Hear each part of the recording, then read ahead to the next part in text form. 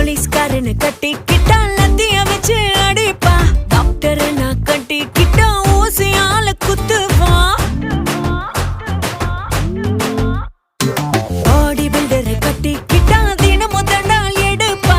Bus டிரைவரை கட்டிக்கிட்டா அடிக்கடி ஹார்ன் அடிப்பா. ஆத்தி மாப்பிள்ள முட்டி போட சொல்லுவா. மெக்கானிக் மாப்பிள்ள தினம் கழட்டி மாட்டுவா. ஒரு வேலை வெட்டி இல்லாதவ எனக்கு மட்டும்